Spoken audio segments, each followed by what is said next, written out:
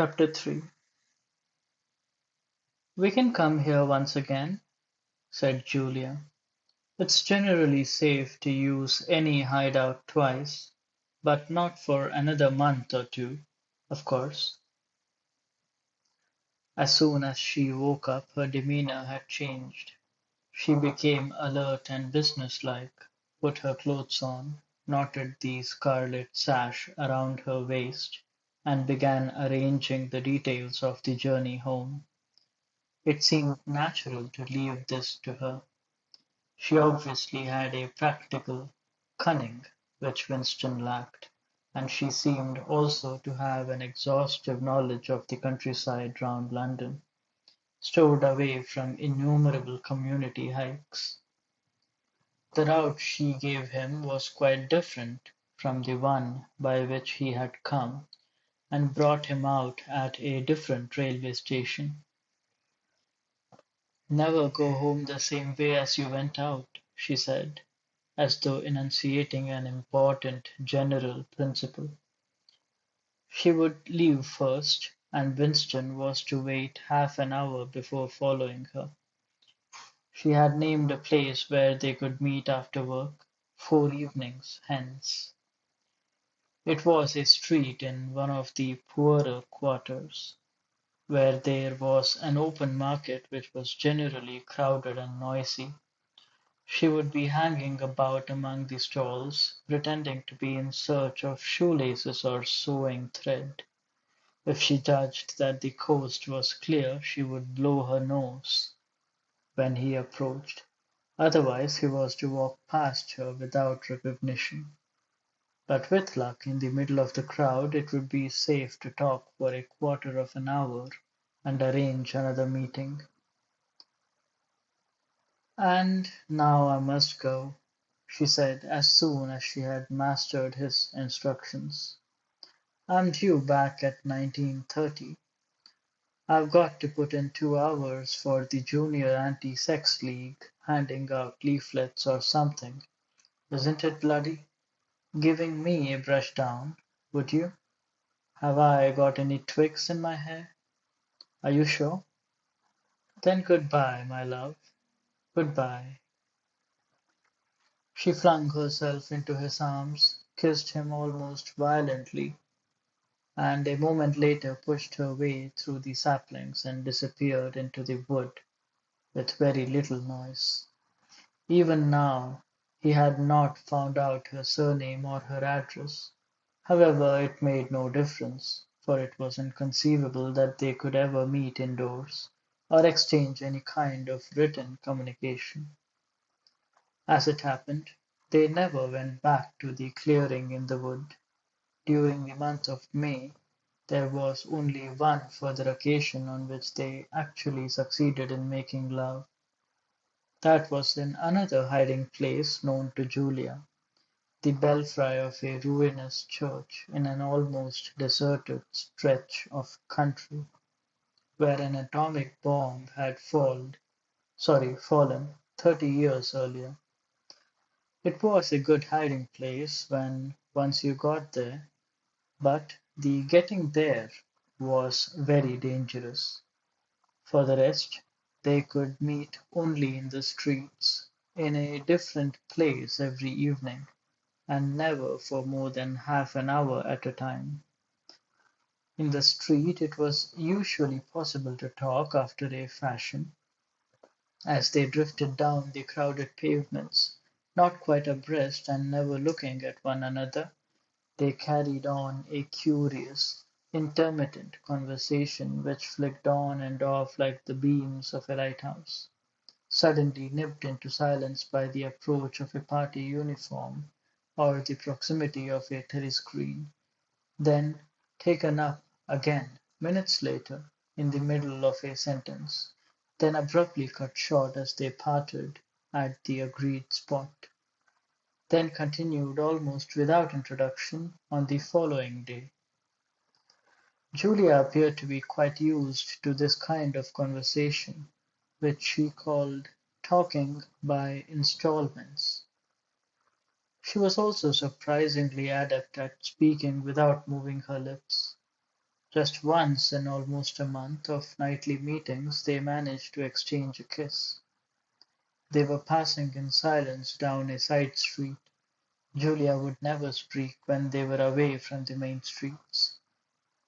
When there was a deafening roar, the earth heaved and the air darkened, and Winston found himself lying on his side, bruised and terrified. A rocket bomb must have dropped quite near at hand. Suddenly he became aware of Julia's face a few centimeters from his own, deathly white as chalk. Even her lips were white. She was dead. He clasped her against him and found that he was kissing a live, warm face.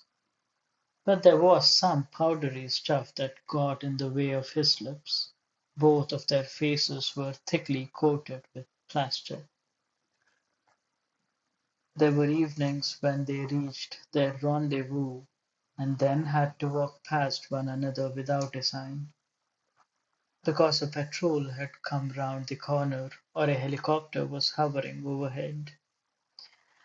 Even if it had been less dangerous, it would still have been difficult to find time to meet. Winston's working week was 60 hours, Julia's was even longer, and their free days varied according to the pressure of work and did not often coincide. Julia, in any case, seldom had an evening completely free. She spent an astonishing amount of time in attending lectures and demonstrations, distributing literature for the Junior Anti-Sex League, preparing banners for Hate Week, making collections for the Savings Campaign, and such like activities. It paid, she said. It was camouflage. If you kept the small rules, you could break the big ones. She even induced Winston to mortgage yet another of his evenings by enrolling himself for the part-time munition work which was done voluntarily by zealous party members. So, one evening every week, Winston spent 4 hours of paralyzing boredom, screwing together small bits of metal which were probably parts of bomb fuses in a draughty, ill-lit workshop, where the knocking of hammers mingled drearily with the music of the telescreens. When they met in the church tower, the gaps in their fragmentary conversation were filled up. It was a blazing afternoon. The air in the little square chamber above the bells was hot and stagnant, and smelt overpoweringly of pigeon dung. They sat talking for hours on the dusty twig-littered floor, one or other of them getting up from time to time to cast a glance through the arrow slits and make sure that no one was coming. Julia was 26 years old. She lived in a hostel with 30 other girls. "Always in the stink of women. How I hate women," she said parenthetically. And she worked, as he had guessed, on the novel-writing machines in the fiction department. She enjoyed her work, which consisted chiefly in running and servicing a powerful but tricky electric motor. She was not clever, but was fond of using her hands and felt at home with machinery. She could describe the whole process of composing a novel, from the general directive issued by the planning committee down to the final touching up by the rewrite squad. But she was not interested in the finished product. She didn't much care for reading, she said. Books were just a commodity that had to be produced, like jam or bootlaces. She had no memories of anything before the early 60s, and the only person she had ever known who talked frequently of the days before the revolution was a grandfather who had disappeared when she was 8. At school, she had been captain of the hockey team and had won the gymnastics trophy 2 years running. She had been a troop leader in the Spice and a branch secretary in the Youth League before joining the Junior Anti-Sex League. She had always borne an excellent character.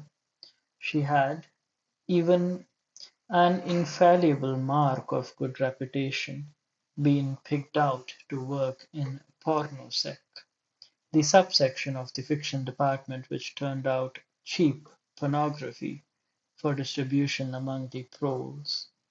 It was nicknamed "Muck House" by the people who worked in it, she remarked. There she had remained for a year, helping to produce booklets in sealed packets with titles like "Spanking Stories" or "One Night in a Girls' School," to be bought furtively by proletarian youths who were under the impression that they were buying something illegal. "What are these books like?" said Winston curiously. "Oh, ghastly rubbish. They are boring, really. They only have 6 plots, but they swap them round a bit. Of course I was only on the kaleidoscopes. I was never in the rewrite squad. I'm not literary, dear. Not even enough for that." He learned with astonishment that all the workers in Pornosec, except the heads of the departments, were girls. The theory was that men whose sex instincts were less controllable than those of women were in greater danger of being corrupted by the filth they handled. "They don't even have like having married women there," she added. "Girls are always supposed to be so pure. Here's one who isn't, anyway." She had had her first love affair when she was 16 with a party member of 60 who later committed suicide to avoid arrest. "And a good job too," said Julia. "Otherwise, since they'd have had my name out of him when he confessed." Since then there had been various others. Life, as she saw it, was quite simple. You wanted a good time. They, meaning the party, wanted to stop you from having it. You broke the rules as best you could.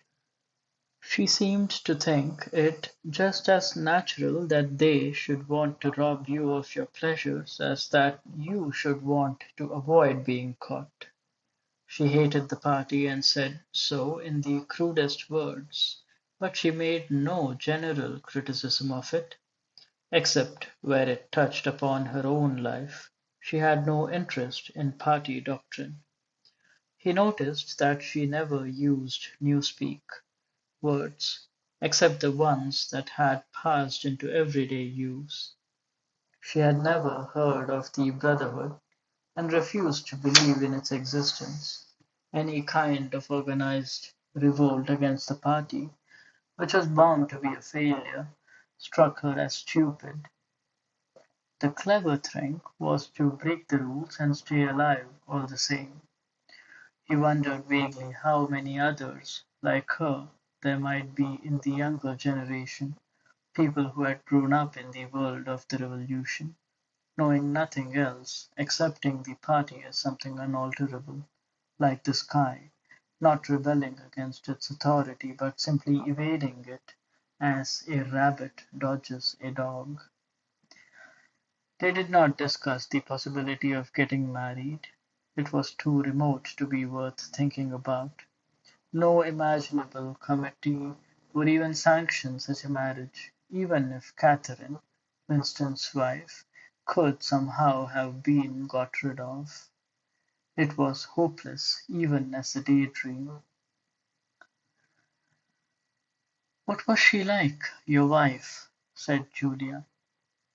She was, do you know the newspeak word good, thankful, meaning naturally orthodox, incapable of thinking a bad thought? No, I didn't know the word, but I know the kind of person, right enough. He began telling her the story of his married life, but curiously enough, she appeared to know the essential parts of it already. She described to him almost as though she had seen or felt it, the stiffening of Catherine's body as soon as he touched her, the way in which she still seemed to be pushing him from her with all her strength, even when her arms were clasped tightly round him. With Julia he felt no difficulty in talking about such things.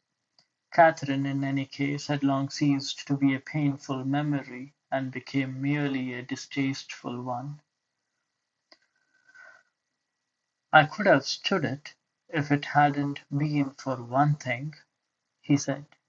He told her about the frigid little ceremony that Catherine had forced him to go through on the same night every week. She hated it, but nothing would make her stop doing it. She used to call it, but you'll never guess. "Our duty to the party?" said Julia promptly. "How did you know that?" "I've been at school too, dear.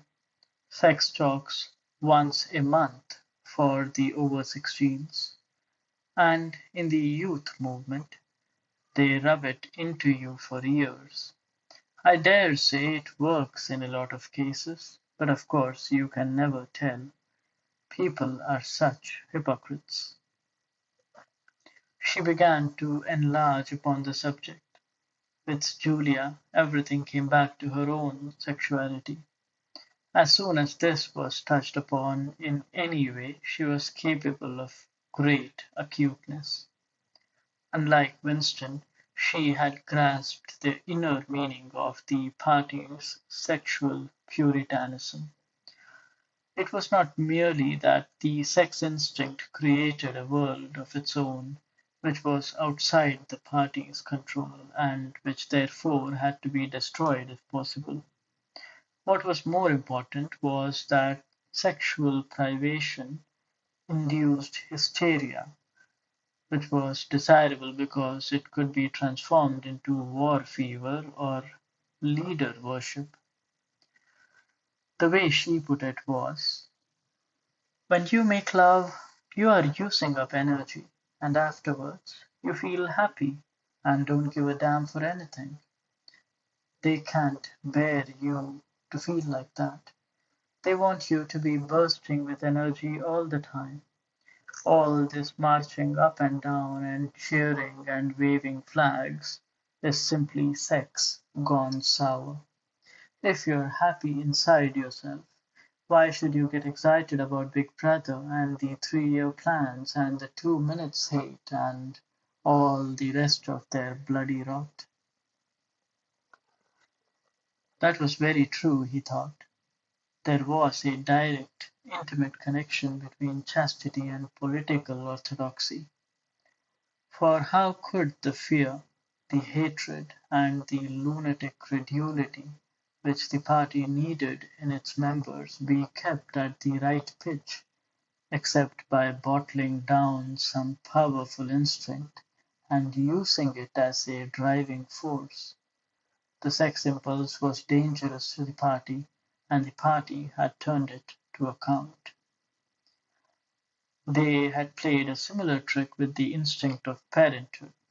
The family could not actually be abolished, and, indeed, people were encouraged to be fond of their children in almost the old-fashioned way. The children, on the other hand, were systematically turned against their parents and taught to spy on them and report their deviations. The family had become in effect an extension of the thought police. It was a device by means of which everyone could be surrounded night and day by informers who knew him intimately. Abruptly his mind went back to Catherine. Catherine would unquestionably have denounced him to the thought police if she had not happened to be too stupid to detect the unorthodoxy of his opinions. But what really recalled her to him at this moment was the stifling heat of the afternoon, which had brought the sweat out of his forehead. He began telling Julia of something that had happened, or rather had failed to happen, on another sweltering summer afternoon 11 years ago. It was 3 or 4 months after they were married. They had lost their way on a community hike somewhere in Kent. They had only lagged behind the others for a couple of minutes, but they took a wrong turning and presently found themselves pulled up short by the edge of an old chalk quarry. It was a sheer drop of 10 or 20 meters, with boulders at the bottom. There was nobody of whom they could ask the way. As soon as she realized that they were lost, Catherine became very uneasy. To be away from the noisy mob of hikers even for a moment gave her a feeling of wrongdoing. She wanted to hurry back by the way they had come and start searching in the other direction. But at this moment Winston noticed some tufts of loosestrife growing in the cracks of the cliff beneath them. One tuft was two colors, magenta and brick red, apparently growing on the same root. He had never seen anything of the kind before, and he called to Catherine to come and look at it. "Look, Catherine, look at those flowers, that clump down near the bottom. Do you see they are two different colors?" She had already turned to go, but she did rather fretfully come back for a moment. She even leaned out over the cliff face to see where he was pointing. He was standing a little behind her, and he put his hand on her waist to steady her. At this moment it suddenly occurred to him how completely alone they were. There was not a human creature anywhere, not a leaf stirring, not even a bird awake. In a place like this, the danger that there would be a hidden microphone was very small, and even if there was a microphone it would only pick up sounds. It was the hottest, sleepiest hour of the afternoon. The sun blazed down upon them, the sweat tickled his face, and the thought struck him. "Why didn't you give her a good shove?" said Julia. "I would have." "Yes, dear, you would have. I would, if I'd been the same person that I am now. Or perhaps I would. I'm not certain." "Are you sorry you didn't?" "Yes, on the whole I'm sorry I didn't." They were sitting side by side on the dusty floor. He pulled her closer against him. Her head rested on his shoulder, the pleasant smell of her hair conquering the pigeon dung. She was very young and thought she still expected something from life. She did not understand that to push an inconvenient person over a cliff solves nothing. "Actually, it would have made no difference," he said. "Then why are you sorry you didn't do it?" "Only because I prefer a positive to a negative. In this game that we are playing, we can't win. Some kinds of failure are better than other kinds. That's all." He felt her shoulders give a wriggle of dissent. She always contradicted him when he said anything of this kind. She would not accept it as a law of nature that the individual is always defeated. In a way, she realized that she herself was doomed, that sooner or later the thought police would catch her and kill her. But with another part of her mind, she believed that it was somehow possible to construct a secret world in which you could live as you choose. All you needed was luck and cunning and boldness.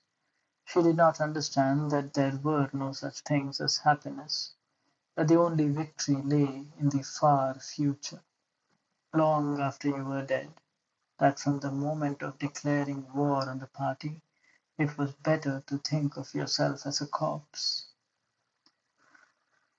We were the dead, he said. We're not dead yet, said Julia prosaically. Not physically. 6 months, a year, 5 years conceivably. I am afraid of death. You are young, so presumably you are more afraid of it than I am.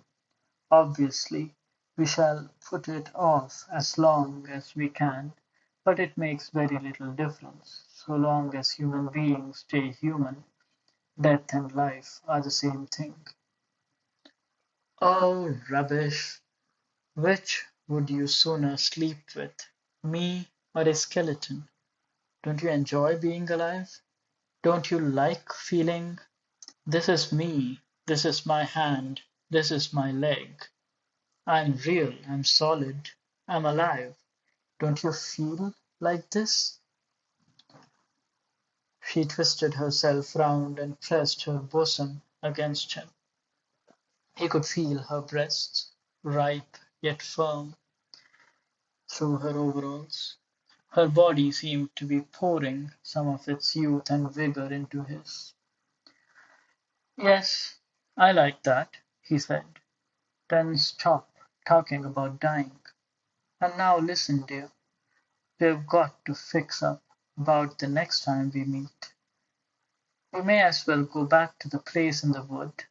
We have given it a good long rest. But you must get there by a different way this time. I've got it all planned out. You take the train. But look, I'll draw it out for you. And in her practical way, she scraped together a small square of dust, and with a twig from a pigeon's nest began drawing a map on the floor.